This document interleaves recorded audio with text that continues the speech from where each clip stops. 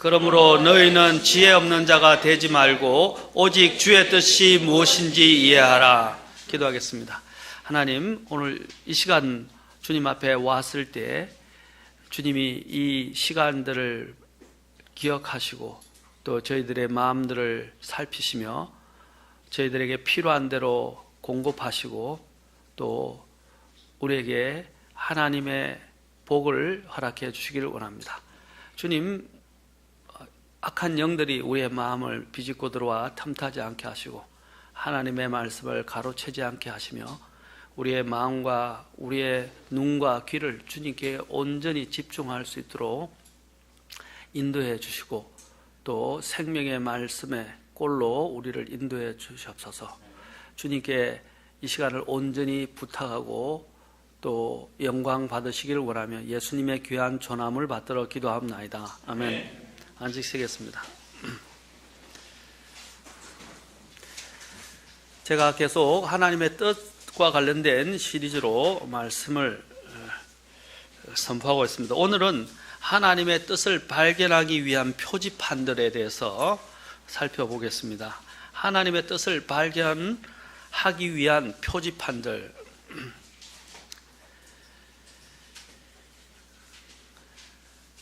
많은 사람들이 하나님의 뜻을 안다고 말하지만 실제적으로는 하나님의 뜻과는 상관없이 살아가고 있습니다.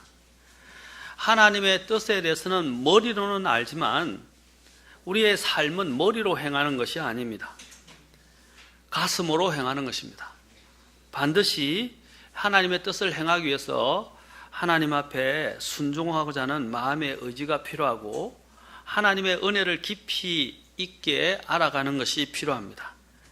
우리가 하나님의 뜻이 아니라면 결단코 나는 여기서 움직이지 않겠다라는 결단이 필요합니다.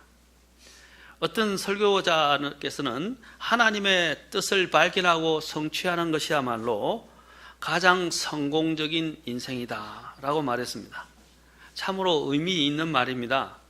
인생의 성공은 사회적 지위나 자신이 가지고 있는 예금 잔액이나 잔고나 또 자신이 갖고 누리는 돈이나 명성이 아닙니다. 인생의 참된 성공은 그가 하나님께서 원하시는 것을 행하였는지 그렇지 않은가에 달려 있다는 것입니다.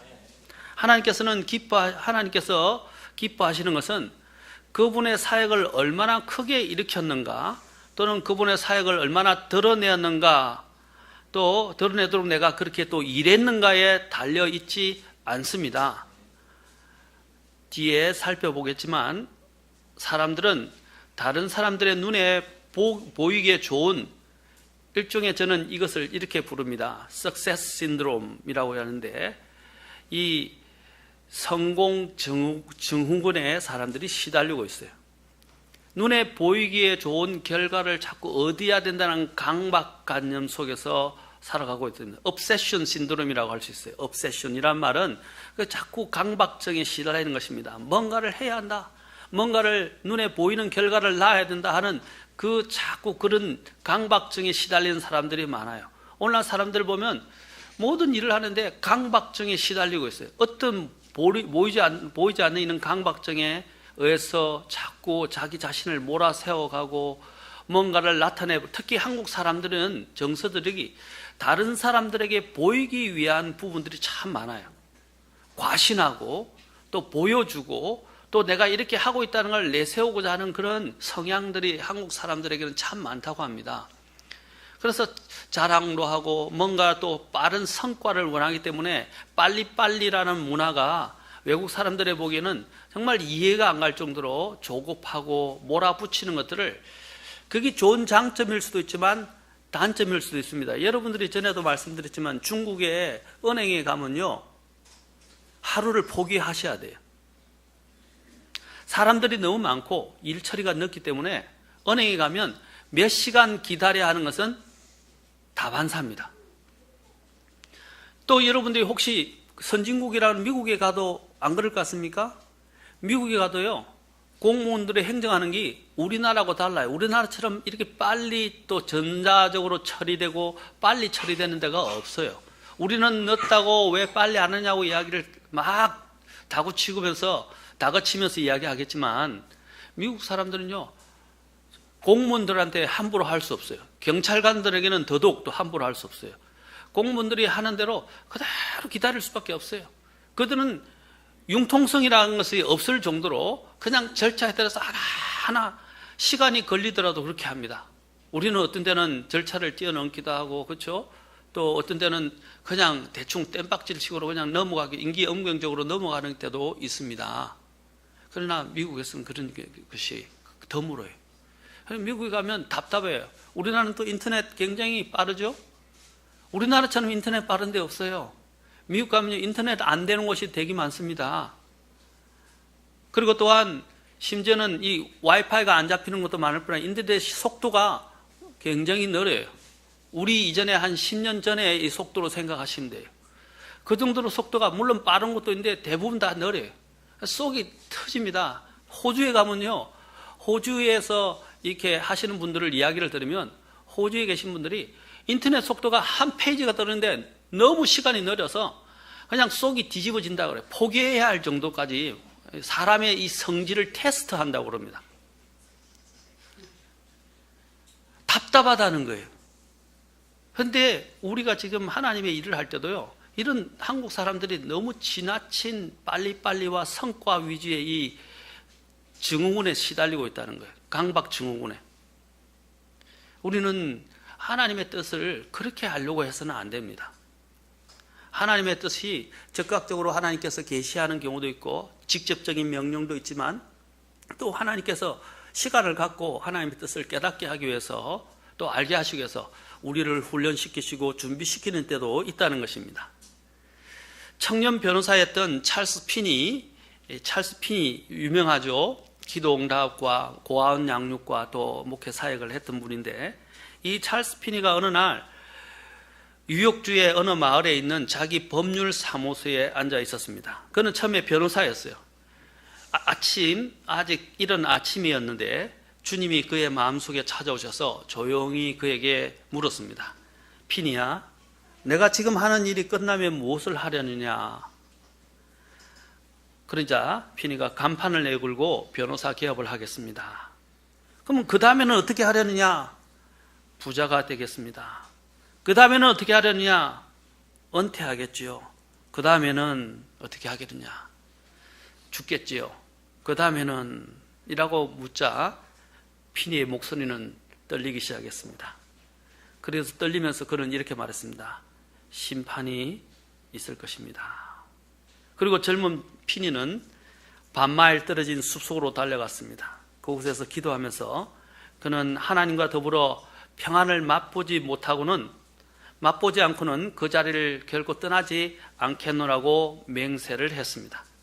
오랜 투쟁 끝에 그는 자기가 하나님의 부르심을 거부할 수 없다는 것을 발견하고는 남은 생애를 하나님의 영광을 위해 살며 영원히 그분을 기쁘게 하는 삶을 살겠노라고 높은 부르심의 뜻을 마음에 품은 채 저녁에 숲을 나왔다고 합니다.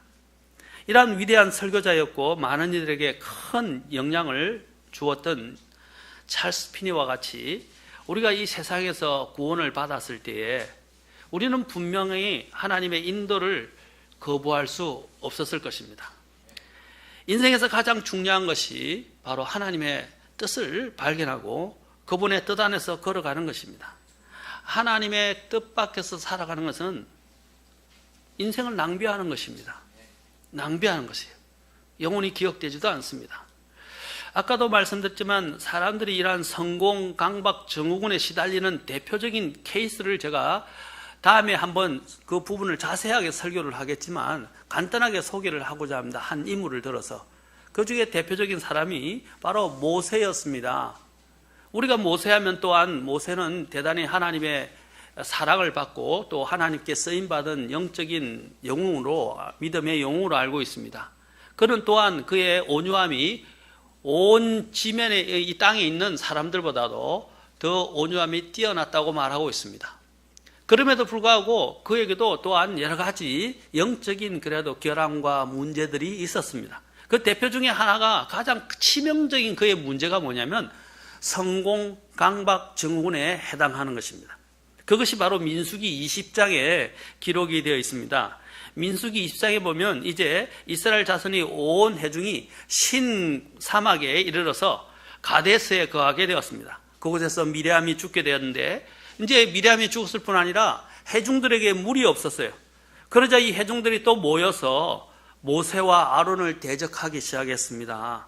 그리고 모세와 다투어서 말하면서 우리 형제들이 주 앞에서 죽을 때 우리도 죽었더라면 좋았을 뻔했다라고 하면서 아주 악담을 쏟아내고 또 불평을 쏟아내기 시작했습니다. 그리고 또한 이렇게 말합니다. 어찌하여 주의 회중을 이 광야로 데리고 들어와 우리와 우리의 짐승이 거기에서 죽게 하느냐. 하나님이 그들을 죽게 하시려고 이집트에서 탈출시켰나요? 그들을 불러내셨나요? 그들은 노예였어요. 비참한 생활을 영위했던 사람들이에요. 자유가 없었던 사람들이에요. 학대당하던 사람들이었어요. 그런데 하나님께서 그들을 건져주셨는데 그들이 뭐라고 말합니까? 이 광야로 데리고 와서 우리와 우리 짐승이 거기에서 죽게 하느냐. 그들은 이제 하나님의 이 선하심과 하나님의 인도를 그들은 대적하기 시작했습니다. 그리고 또 이렇게 말합니다. 너희가 어찌하여 우리를 이집트에서 나오게 하고 이 악한 곳으로 데려왔느냐. 이곳에는 씨도 없고 무화과도 없고 포도도 없고 석류도 없고 또한 마실 물도 없도다. 여기 그래도 그들이 먹을 것은 없다고 이야기는 안 해요. 왜냐하면 하나님이 만나를 주셨으니까. 그 사실 보면 지나가는 가을 보면 하나님 물도 주셨고요. 만나도 주시고 그들의 필요한 대로 다 공급해 주셨어요. 그런데 그들이 하니까 이제 눈에 부정적인 게 들어오니까 나쁜 것 없는 것만 찾기 시작하는 거예요. 하나님이 주신 것, 인도해 주신 것에 대한 모든 것에 대한 감사는 잊어버리고 이제 나쁜 것만 들어오기 시작해요. 그래서 모세와 아론이 하나님 앞에서 이제 얼굴을 엎드려서 주님 앞에 구합니다. 그러자 주님의 영광이 그들에게 나타나게 됩니다. 이제 주님께서 모세에게 말합니다. 막대기를 가지고 형 아론과 함께 집회에 가서 이제 그들의 눈앞에서 반석에게 말하라 이렇게 이야기했어요. 이게 두 번째 사건이에요. 물이 터져 나오는 두 번째 사건인데 이 두 번째 사건에서 하나님께서는 그에게 반석에게 말하라 이렇게 이야기했어요. 자, 이것은 주님의 죽으심과 관련이 있는 부분인데 이거는 지금 그걸 말하려고 하는 건 아닙니다. 말하라 그랬는데 그거 어떻게 했어요? 가가지고 반석에서 이제 오히려 백성들 앞에 서서 회중 앞에 서서 화를 내면서 반역자들아 이제 분노에 차서 이제 들으라 우리가 너희를 위하여 이 반석에서 물을 내야만 하랴 하고 반석을 치기 시작했습니다. 그래서 반석을 두 번 치니까 자 반석이 쪼개져서 물이 풍성히 솟아나서 거기 있던 한 200만 명 가까이 될 거예요. 그 당시 200만 명이나 되는 사람들이 그리고 그 짐승들까지 다 물을 마시게 되었고 해갈이 되었습니다. 그런데 우리가 중요한 걸 알아야 돼요. 자, 물이 터져 나오고요. 사람들이 해갈되어지고 그렇죠? 이제 자신들이 원하는 것들의 소원들이 성취되었어요. 모세도 그들에게 놀라운 기적을 보여주었습니다. 그런데 하나님께서 모세를 책망하시고 모세가 이 일로 인해서 그는 가나안으로 들어가지 못하게 됩니다. 왜 그랬을까요? 자, 인간의 눈에 보기에 세상적인 입장에서 보면 이러한 모세가 행한 기적은 굉장히 큰 일을 행했고 성공했고 누구도 이루지 못한 목적을 달성한 것처럼 보일 것입니다. 그러나 하나님의 입장에서 보면 그는 자기 감정에 취해서 하나님의 명령하신 명령을 어기고 하나님의 영광을 가로채고 말았습니다. 그 대표적인 표현이 무엇입니까? 그가 아까 얘기했죠. 우리가 너희를 위하여 이 반석에서 물을 내야만 하라. 이 일을 하라고 하신 분이 누구죠? 누가 물을 주시는 거죠? 사람이요, 상황에 취해서 분노하기 시작하면요, 하나님의 명령을 어기게 되거나 놓치게 됩니다. 아담도요, 이브에 대한 지나친 사랑 때문에 하나님의 명령을 저버려서 우리가 이 고생을 하고 있어요. 우리 모두가 고통을 겪고 있어요. 아담의 불순종입니다. 어리석음, 아내에 집착한 어리석음으로 인한 불순종으로 고통을 겪고 있어요. 모세도 어떻게 됐습니까? 바로 이 일로 인해서 그가 가나안의 복을 가나안을 그냥 보기만 하고 들어가지 못하게 됩니다. 모세가 놀라운 일을 행한 것 자체가 하나님의 뜻입니까? 그는 기적을 보였지만 하나님이 기뻐하지 않으셨습니다. 오히려 자신에게 주어질 축복을 빼앗기고 말았습니다. 여러분, 우리가 너무 눈에 보이는 어떤 성과나 그 결과에 너무 집착합니다. 여러분, 일을 행한 것, 그것이 중요하지 않아요. 일을 행한 것보다 더 중요한 것은 일을 어떤 마음으로 행했는가, 어떤 과정으로 행했는가 하는 것이 중요합니다. 우리가 사람들과의 관계에서 쉽게 문제가 되는 부분은 뭐냐면, 사람들의 드러나 있는 부분을 가지고만 판단을 해요. 그 사람들이 살아왔던 과정, 그리고 그것을 행한 그 동기, 과정을 살피지 않고 자신의 눈에 드러나 있는 그 결과물을 가지고 다른 사람들을 판단하고 다른 일들을 판단하고 심지어는 손가락질하거나 정죄하기 쉽습니다. 우리가 법정에서 판결을 내릴 때도 정상참작이라고 하는 게 있지 않습니까? 정상참작. 그 다음에 그 사람이 왜 그렇게 했는가, 그렇죠? 그 사고 원인들을 그렇게 하게 된, 그렇죠? 그 과정과 원인들을 다 조사를 합니다. 조사를 해서 나중에 판결을 할 때 판결에 반영을 합니다. 그렇죠? 근데 마찬가지로 우리가 하나님의 일을 할 때도요, 제발 눈에 보이는 것만 가지고 평가를 하지 마세요. 하나님은 인간의 눈에 보이는 것, 그 이면에 인간의 마음에 있는 중심에서부터 동기, 그 다음에 인간이 해온 모든 과정을 다 알고 계시고 그것과 함께 이 결과를 판단하십니다. 그와 함께 결과가 있으면 더 좋지만, 결과라는 것은 하나님의 일을 할 때 우리가 항상 좋을 수도 있고 안 좋을 수도 있어요. 어떤 일을 하든지 내가 바르게 했다고 해서, 내가 잘했다고 해서 그 결과가 항상 좋아지는 건 아니에요. 그 결과가 물론 좋으면 더 좋겠지만, 결과가 좋다는 것이 그 사람이 올바로 행했다는 것을 증명해 주지는 않습니다. 말해 주지는 않는단 말입니다. 그런데 우리는 자꾸 자신의 눈에 드러난 그 사실을 가지고 이야기합니다. 자, 향유옥합을 깨뜨린 것도 한번 생각해 봅시다. 향유옥합을 깨뜨린 그 어떤 사실과 그게 관련되어진 돈에 대한 부분에 대해서만 제자들과 특히 유다가 그것만 생각을 했었어요. 그러나 주님은 뭘 보셨어요? 돈의 문제가 아니라 그녀의 마음을 본 겁니다. 제자들은 마음 없이 하나님 옆에서 오랫동안 있었어요. 주님 옆에. 그러나 마리아는 제자들과 같이 이렇게 제자들처럼 주님과 함께 오랫동안 있지 않았지만, 그녀의 마음은 주님을 향해 있었고 주님의 장사를 예배하기 위해서 자신의 결혼 지참금이라고 할 수 있는 재산, 그의 재산의 많은 부분이라고 할 수 있는 것을, 소중한 것을 깨뜨렸다는 사실입니다. 주님이 보신 게 무엇입니까? 우리가 일을 할 때 항상 그렇습니다. 하나님의 뜻을 놓치게 되는 이유가 우리가 자꾸 결과에 치중하기 때문입니다. 하나님은 우리의 마음의 동기를 보십니다. 일의 성과보다도, 일의 업적보다도, 일의 결과보다도 하나님은 우리가 어떤 마음으로 일을 했는가에 더 관심이 많으십니다.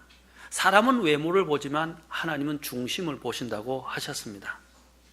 하나님의 뜻을 알기 위해서 우리 그리스도인으로서 우리는 무엇이 하나님의 뜻인가 고민할 때가 참 많습니다.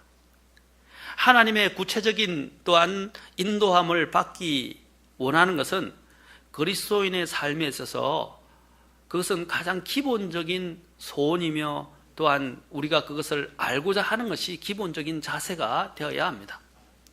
그러면 어떻게 해야 나를 향한 하나님의 구체적인 뜻을 알 수 있겠습니까? 여러분, 도로에는 도로 표지판이 있죠.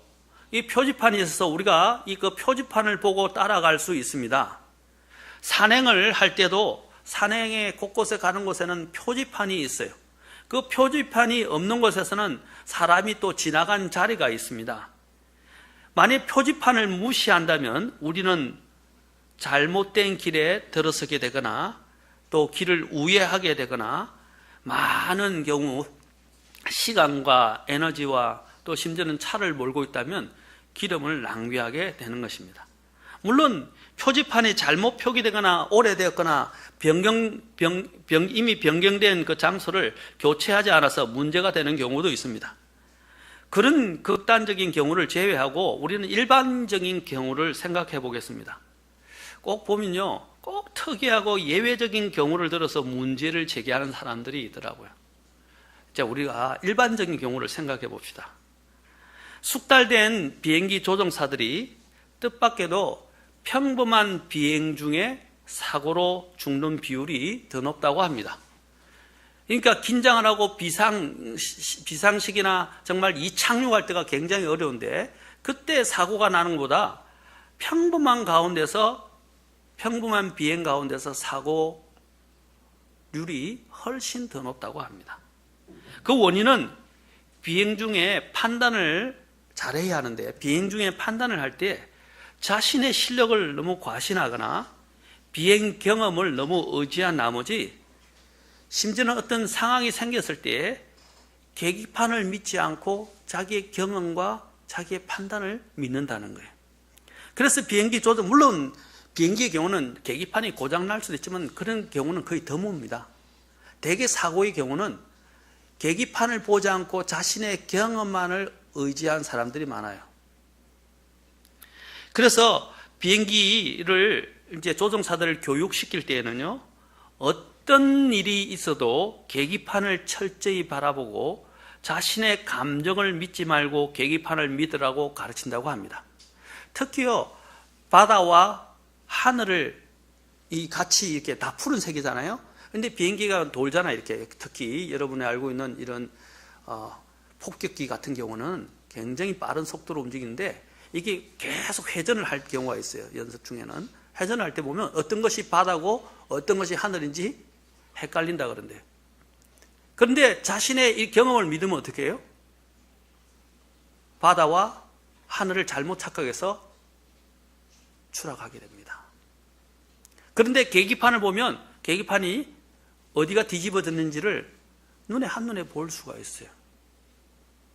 저도 그렇습니다. 우리도 어떤 일을 할 때 이거라고 확신하지만 나중에 보면 내가 잘못 착각한 경우가 많이 있죠. 그렇죠?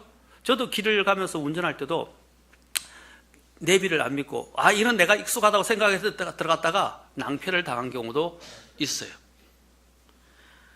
이것이 가장 하나님의 뜻을 알아가는데 문제입니다. 우리는 우리 자신의 육신과 우리 자신의 경험과 우리 자신들의 갖고 있던 실력을 자꾸 믿고 과신해서는 안 된다는 것입니다.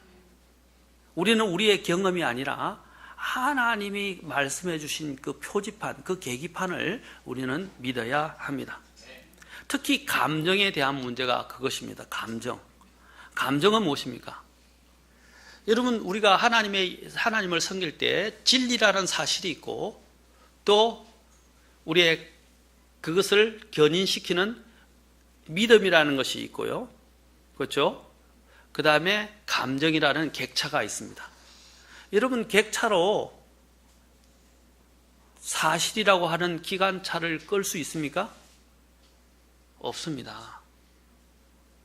믿음이라는 것은 하나님의 사실을 우리의 이 믿음의 생활이라는 것은 하나님에 대한 이 진리의 사실에 믿음을 두고 따라가는 거예요. 그런데 자, 기관차는 꼭 필요해요. 열차가 움직이는데 맞습니까? 연료차도 꼭 필요해요. 연료는 믿음에 해당합니다. 그런데 기관차는 객차가 없어도 상관없어요. 그런데 객차는 기관차가 없으면 안 돼요. 연료차가 없어도 안 돼요. 자, 이것은 무엇을 말하느냐면 우리는 우리의 감정을 신뢰해서는 움직일 수 없다는 것입니다. 하나님의 뜻대로 뜻의 레일을 따라갈 수가 없다는 거예요. 그런데 사람들이 너무 감정에 자기 자신을 맞추고 살아갑니다.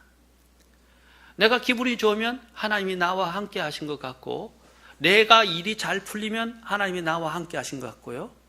근데 또 내가 일이 꼬이고 뭔가 안 되면 하나님이 나를 버리신 것 같고 나와 함께 하지 않는 것 같아요. 그리고 내 기분에 따라서 하나님이 왔다 갔다 하는 거예요. 이거는 정상적인 그리고 올바른 믿음의 생활이라고 할 수가 없습니다. 감정이라는 것은 따라올 수도 있고 안 올 수도 있어요. 우리가 구원을 받을 때 감정에 의존하지 않습니다. 믿고 싶은 느낌이 든다라는 것 때문에 하나님을 믿지 않아요. 하나님이 이루신 그 사실을 우리가 알고 확신하고 그게 내 자신을 믿음으로 맡기는 거예요. 믿음으로 맡겼을 때 감정이 오기도 많이 오기도 하고 적게 오기도 하고 사람의 경우에 따라서는 달라져요. 감정이 오기도 하고 안 오기도 합니다. 그렇죠? 그런데 그 감정에 우리가 너무 매달려 있어요. 내 감정이 없기 때문에. 자, 우리가 하나님께 순종할 때도 그렇습니다. 내 마음이 안 된다라고 이야기하는데 그 감정이에요. 여러분, 마음이 안 되는 게 아니에요. 내가 사실은 보면 순종하고 싶은 마음이 없는 거예요. 많은 사람이 나 안 되는데 어떻게 하나 라고 이야기했는데 그건 하나님 앞에 변명이에요. 자, 사람의 이 범죄한 사람들 보면 그렇게 하고 싶은데 안 됐어 이렇게 했다라고 이야기하면 변명이 됩니까? 변명이 안 돼요. 법정에서 통하지 않아요. 마찬가지로 우리가 하나님의 일을 할 때도 내 마음이 안 되는데 그거 어떻게 하란 말이냐 라고 이야기하는데 그 안 된 것을 변명하고 합리화시키지 말라는 거예요. 그것은 내가 안 한 것이지 사실은 안 된 게 아니에요. 감정이라는 것은 우리를 주도하는 인도자가 되어서는 안 됩니다. 감정을 다스리는 법을 배워야 되고요. 감정이 없더라도 하나님이 말씀하신 것이 진리이고 그것이 명백한 주님이 명령이라면 우리는 그 명령에 순종해야 합니다. 여러분, 많은 사람들이 신앙생활이 오래 가도 안 되는 이유가 뭐냐면 너무 감정대로 살아왔기 때문에. 순종은 훈련입니다. 이 감정을 내려놓고 내 자신의 생각을 내려놓고 하나님이 말씀하신 그 표지판, 하나님이 나중에 말씀에 대해서도 나지만 하나님이 말씀하신 것에 내 마음에 초점을 맞추고 그 말씀하신 것을 그냥 믿음으로 따라가는 것, 그것이 진짜 믿음 생활이에요. 그것이 계속 훈련이 되어져야 됩니다. 훈련이 되어져야 돼요. 자, 저도 운동하는 게 참 힘들어요. 나이가 드니까 이제 이 고질화돼서 운동을 안 하던 것이 습관화되다 보니까 운동하는 게 너무 힘들어요. 근데 제가 이제 잘 알고 있는 그 전주에 짐 테일러 선교사님이라고 계세요. 제임스 테일러 선교사님인데 그 선교사님은 군대에서 20년간을 이제 복역하고 그 이후에 이제 은퇴해서 목회를 하게 되었습니다. 그래서 오랫동안 군대 20년 이상을 복역을 했기 때문에 몸에 저절로 배였어요. 그래서 훈련이 되다 보니까 사실 사람이 새벽 되면 일어나기 싫잖아요. 그렇죠. 어떤 때는 몸이 고단하고 힘들는데. 그런데 그분을 이제 초청을 제가 한 번 한 적이 있었는데 초청을 했는데 몸이 그렇게 상태가 좋지 않으셨어요. 그런데도 딱 새벽 6시만 되면 눈을 딱 뜨고 일어난다 그래요. 그것도 일어나는 것도 막 미기적 하다가 일어나는 것이 아니라 딱 그 시간 되면 딱 그냥 반사적으로 딱 일어난다고 그래요. 우리의 육신은 사실 그렇게 되지 않아요. 그런데 그것이 어떻게 해서 그렇게 되어졌습니까? 몸에 배어 훈련이 됐다 이 말이에요. 훈련이 됐다 이 말입니다. 하나님의 뜻에 순종하는 것도 이와 같아요. 몸에 배어야 돼요. 전에도 말씀드렸지만 예수님도 순종을 배웠다고 그랬습니다. 우리가 우리의 삶에 순종이 훈련이 돼야 돼요. 오늘 그리스도인의 삶을 살면서 순종이 몸에 배이지 않은 사람들이 많이 있습니다. 저도 어떤 때는 어떤 부분에서는 굉장히 약한 부분이 있어요. 특히 이 감정을 훈련하는 부분.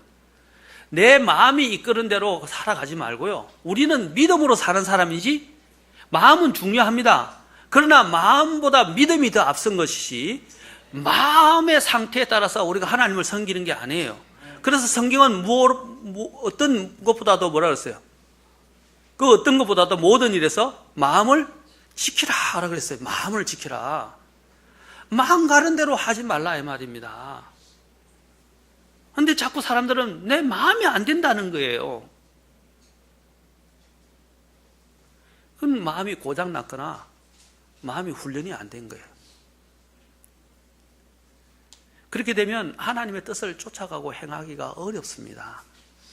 우리가 보통 어떤 사람들에게 너는 어떻게 그런 말을 자녀에게서는 안 되는데 어떤 때면 평생 그 모양으로 살아가는 사람들이 있어요.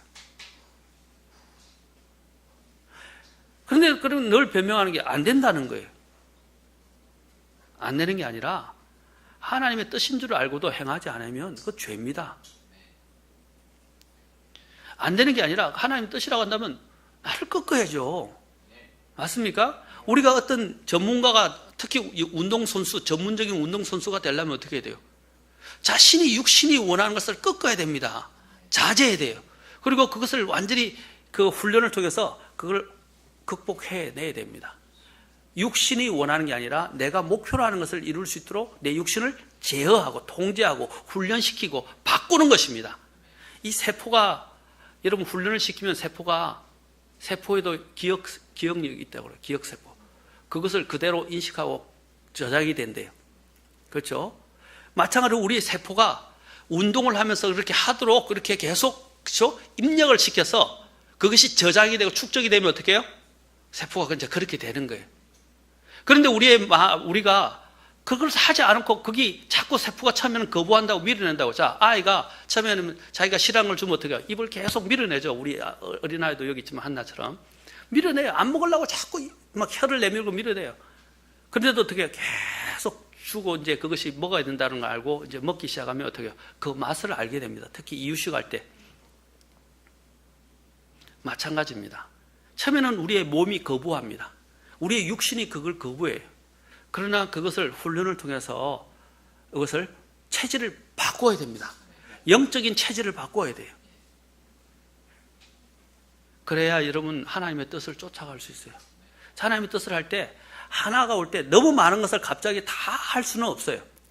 하나를 배우게 되면 하나님의 하나로 또 하나의 하나님의 뜻을 또 알게 되면 그 뜻에 순종하고 내 자신을 훈련시키고 또 순종하고 훈련시키고 그리고 영역을 넓혀가는 거예요. 운동도 마찬가지로 운동신경이 한순간에 다 갑자기 좋아지지 않잖아요. 하나씩 영역을 그렇죠?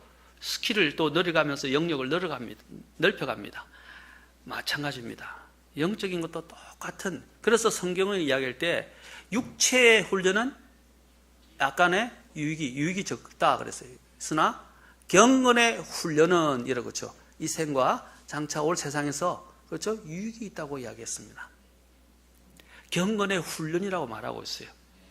경건의 훈련. 우리가 우리 스스로를 자만해서는 안 됩니다. 또 내가 똑똑하다고 생각해서는 안 돼요. 아까 비행조종사들이 얼마나 훈련을 많이 받아서 비행조종사가 됩니까? 그런데 그들의 경험과 그들의 실력을 과신한 나머지 이렇게 문제가 생긴다는 것처럼 마찬가지로 우리의 삶에 있어서도 우리의 자꾸 역량과 경험과 또 우리의 그 숙달된 것들에 너무 익숙해져서 그런 것들을 너무 기억하면 안 됩니다. 자신을 너무 과신한 나머지 나중에는 어떻게 해요? 경솔하게 결정해보는 일이 많습니다. 식은 죽 먹기처럼 쉬운 일이라고 여겨서 깊이 생각하지 않고 신속하게 처리해버린 일들이 뜻하지 않게 우리의 발목을 잡고 우리의 덜미를 잡는 치명적인 일들이 일어날 수 있다는 것입니다. 그러므로 눈에 보이는 상황만을 가지고 하나님의 뜻을 해석하지 말고 즉흥적으로 눈에 보이는 것을 가지고 판단하지 마십시오. 오감을 사용해서 판단하지 말고 믿음으로, 영적으로 판단하시기 바랍니다. 우리는 하나님의 뜻을 가지고 상황을 해석해야 합니다. 하나님의 뜻에 따라 믿음으로 이 상황을 해석해야 됩니다. 상황에 따라서 내 자신을 맞추려 하지 말고요. 세상에 내 자신을 맞추려 하지 말고 하나님의 뜻에 따라 움직이기 바랍니다. 저와 여러분이 하나님을 또한 판단하지 말고 하나님께서 성경의 말씀이 제 삶을 판단하고 이끄시게 하십시오. 하나님 앞에서 자꾸 저와 여러분이 말만 하지 말고 하나님께서 또 하나님 앞에서 내 형편만, 내 상황에 대해서만 자꾸 기도할 때도 말하려고만 하지 말고 하나님이 말씀하시는 것에 좀 조용히 앉아서 귀를 기울여 보십시오. 찰스 피니가 아까 하나님 앞에서 결단하게 된 이유가 하나님이 말씀하신 것을 좀 들었잖아요. 음성을. 우리는 그래요. 다른 사람이 말할 기회를 주지 않고 내가 있는 것만 다 쏟아냅니다. 그리고 다른 사람이 이야기하는 걸 들으려고 하지를 않아요. 그리고 자기 생각에만 가득 차 있어요. 그러면 이제 우리가 보통 이야기하는 대화가 안 된다고 그러죠. 소통이 안 된다고 그럽니다. 물론 고집을 부리할 때도 있어요. 고집이라는 것은 그 당시에 지켜야 할 것이 있어요. 그러나 그렇지 않을 경우에는 어떻게 해요? 귀를 기울여야 합니다. 하나님 앞에서도 마찬가지예요. 우리가 이런 대인관계가 하나님 앞에서도 나타나요. 하나님 앞에서 그냥 쏟아놓기만 하는 거예요. 그런데 하나님이 정작 말씀을 해주시려고 그러는데 말씀을 들을 귀가 없고 들을 마음이 없고 들을 모든 상황이 안 돼 있어요. 그냥 자리에서 일어서 버리는 거예요. 좀 가만히 앉아서, 그래서 우리가 잘 아는 시편에서는 뭐라고 그러십니까? 좀 가만히 있어. 46편 10절에서 내가 하나님인 것을 알지어다. Be still. 좀 가만히 있어라. 조용히 좀 앉아서 하나님이 뭐라고 말씀하시는지 좀 들으라 이 말입니다. 말씀을 읽으면서 아니면 기도를 하면서도 하나님 이렇게 하고자 하는데 어떻게 하기를 원하십니까? 가만히 계속 기도하면서 물어라. 그런데 우리는 막 쏟아내기만 해요. 그리고 예수님의 이름으로 기도합니다. 발딱 일어서 버려요. 조지 밀러는 하나님의 뜻을 아는 6가지 단계를 소개합니다. 그러나 저는 이 6가지보다도 하나님의 뜻을 알 수 있는 10가지 표지판에 대해서 말씀을 드리고 싶습니다. 이 10가지 표지판은 하나만 보인다고 해서 그 하나가 내가 최종적인 하나님의 뜻을 알고 또 목적지에 도달해주도록 만들지는 않습니다. 보십시오. 한 길만 제대로 들었다고 해서 다른 길을 잘못 들으면 안 되잖아요. 마찬가지처럼 이 10가지 표지판이 가르치는 것이 복합적으로 내 삶에서 같이 어우러지게 될 때에 내가 길을 제대로 들었다고 할 수 있어요. 곧 하나님의 뜻을 제대로 우리가 이해하고 발견했다고 할 수 있단 말입니다. 그래서 한 가지 표지판만 가지고 생각하지 말고 오늘부터 말씀드리는 이 10가지 표지판을 통해서 하나님의 뜻을 헤아려 볼 수 있기를 바랍니다. 그리고 발견하시는 분들이 되기를 바랍니다. 우리가 이전에 하나님의 뜻을 알지 못하는 4가지가 있다고 그랬어요.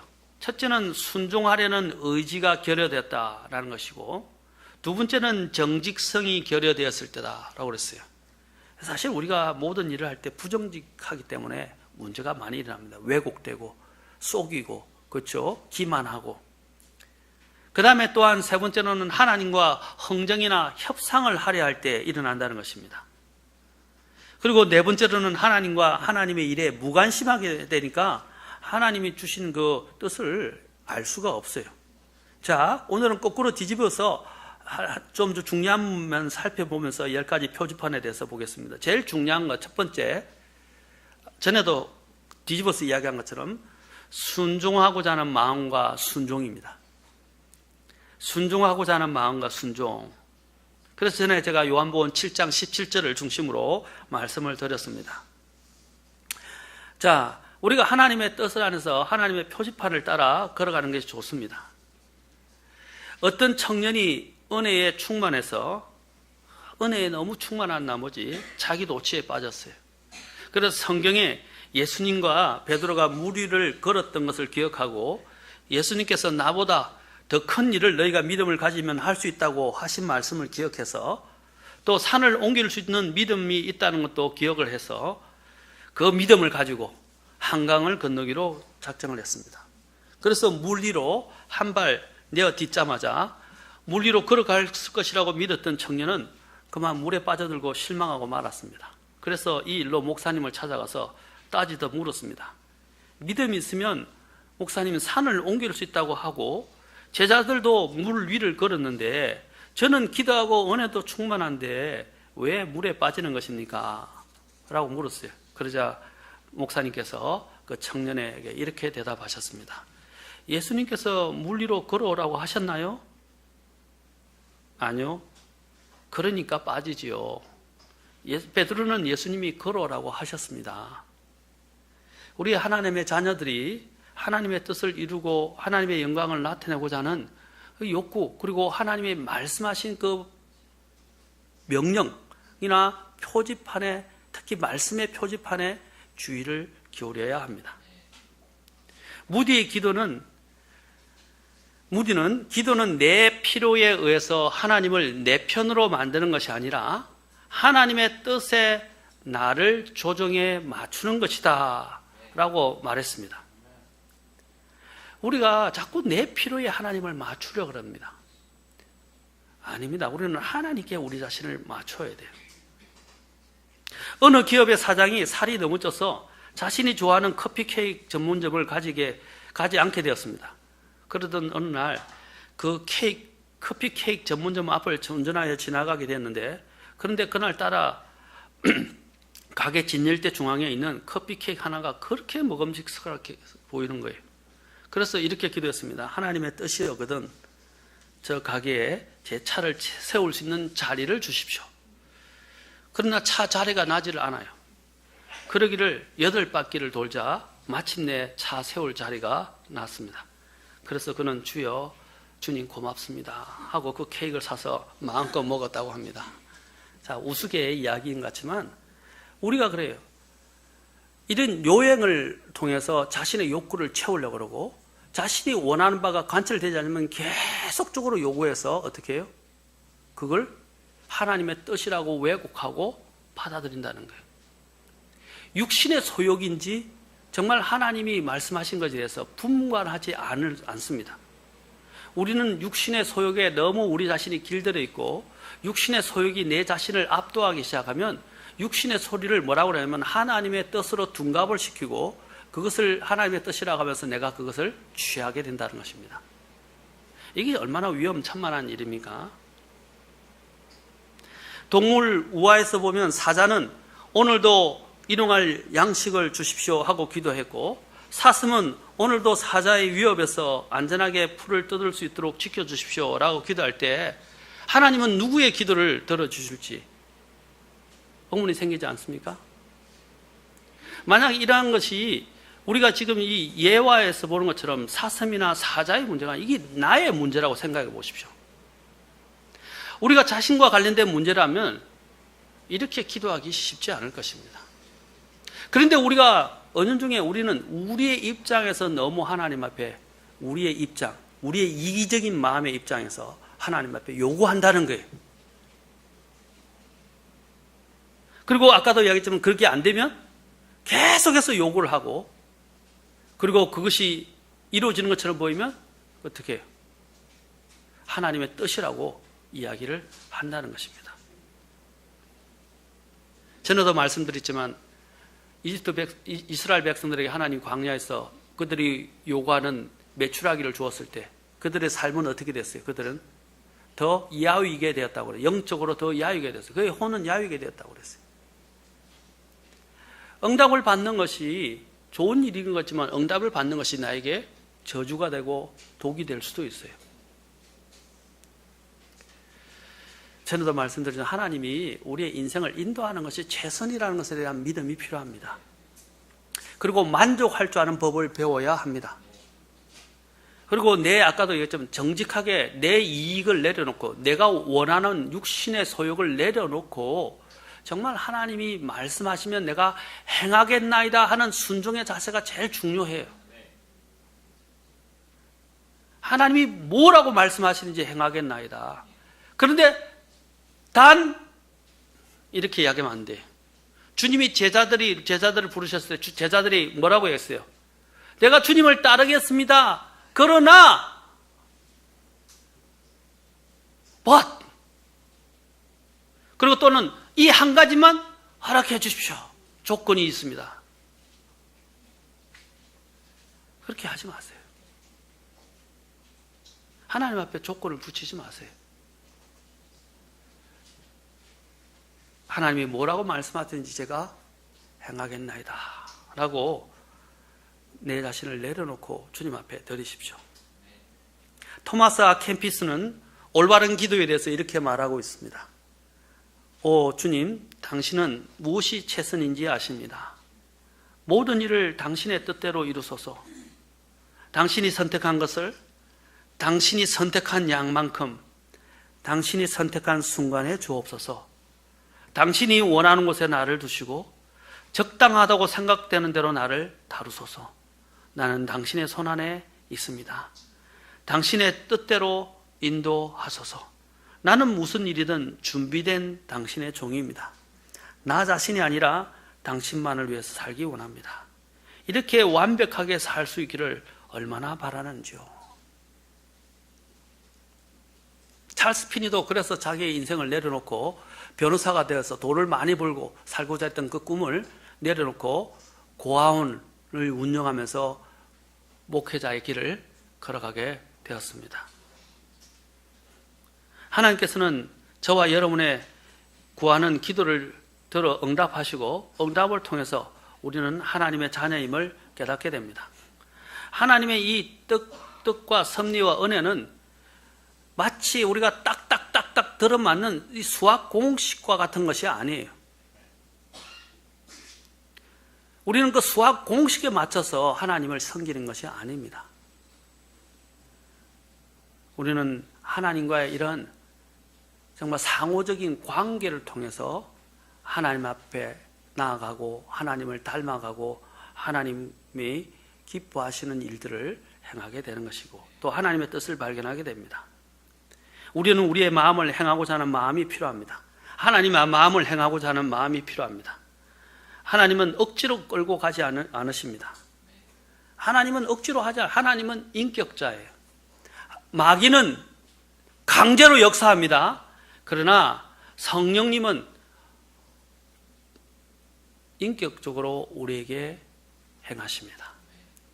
우리가 마음의 문을 열지 않으면 주님을 받아들일 수 없어요. 마음의 문고리는 그 문의 문고리는 문 안에 있어요. 우리도 보통 다 안에서 잠그잖아요. 그렇죠? 물론 밖에서 열쇠를 가지고는 잠굽니다. 그러나 열쇠가 없을 때는 안에서 열어주지 않으면 안 돼요. 요한계시록 3장 20절에서 내가 문에 서서 문을 두드리니 누구든지 내 음성을 듣고 문을 열면 그 문을 열 수 있는 사람이 누구야? 내가 문을 열어야 돼요. 주님은 노크를 하고 계십니다. 내가 자원해서 문을 열지 않으면 주님이 들어오실 수 없어요. 그래서 하나님은 자원한 자를 기뻐하십니다. 그래서 구약에서 하나님이 성막을 세울 때에 그리고 성막의 기물들을 만들 때에 사람들이 자원해서 가져온 그 물건을 가지고 했지 않습니까? 자원해서. 그래서 하나님이 굉장히 기뻐하셨어요. 하나님이 가장 기뻐하는 것이 자원하여 드리는 거예요. 억지로 하면 손해예요. 자기 손해예요. 자, 억지로 하면 뭐가 손해입니까? 하고 싶지 않은데 해야 되고, 그렇죠? 또 안 할 수는 없고, 얼마나 낭비가 많습니까? 얼마나 고생이에요. 고생 아닙니까? 억지로 한다는 것. 자원해서 하십시오. 자원해서 순종하는 자를 주님은 기뻐하십니다. 우리는 마음뿐만 아니라 순종하는 행위 자체가 필요합니다. 이 순종이 필요하기 위해서는 아까도 했죠. 순종은 훈련을 통해서 순종을 낳게 된다라는 것입니다. 우리는 구원받기 전에 갖고 있던 육신이 있는데 이 육신은 항상 하나님의 뜻에 반하고 있습니다.